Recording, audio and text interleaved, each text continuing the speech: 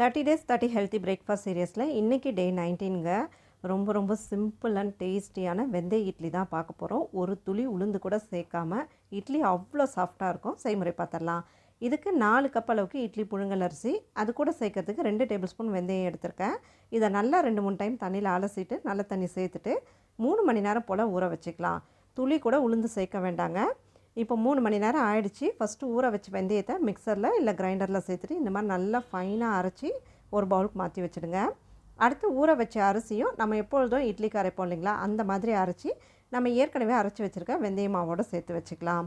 இப்போ இது கூட தேவையான அளவுக்கு உப்பு சேர்த்துட்டு இந்த மாவை நல்லா இந்த மாதிரி கலந்து விட்டு இதை 8 மணி நேரம் போல் புளிக்க வச்சுக்கலாம். வெயில் அதிகமாக இருந்தால் ஒரு 5லேருந்து 6 மணி நேரமே போதும்.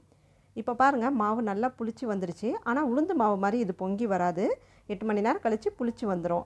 இப்போ இதிலேருந்து ஒரு 15 இட்லிக்கான மாவு மட்டும் எடுத்திருக்கேன். இது கூட 1/4 டீஸ்பூனில் பாதி அளவுக்கு சோடா உப்பு சேர்த்துட்டு தண்ணி கொஞ்சம் அதிகமாகவே சேர்த்து இந்த மாதிரி கொஞ்சம் தண்ணியாக மாவு கரைச்சிக்கோங்க. இந்த இட்லிக்கு மாவு தண்ணியாக தான் இருக்கணும். இட்லி பாத்திரத்தில் தண்ணி வச்சு நல்லா கொதிச்சிட்ருக்கு. இந்த இட்லிக்கு துணி சேர்த்து ஊற்றிக்கோங்க, அப்போ தான் எடுக்கிறதுக்கு நல்லா வரும். இப்போ மாவு சேர்த்து 8 நிமிஷம் போல் வெந்ததும் பாருங்கள், இட்லி நல்லா புசுன்னு சூப்பராக உப்பி வந்திருக்கு. இட்லி பிளேட்டை வெளியில் எடுத்து வச்சு ஒரு நிமிஷம் கழித்து தண்ணி தெளித்து இந்த மாதிரி துணியை எடுத்திங்கன்னா இட்லி ஒட்டாமல் சூப்பராக வந்துடும். செம்ம சாஃப்டாக இருக்குங்க. மிஸ் பண்ணாமல் இந்த வெந்தய இட்லியை நீங்களும் ட்ரை பண்ணிவிட்டு சொல்லுங்கள்.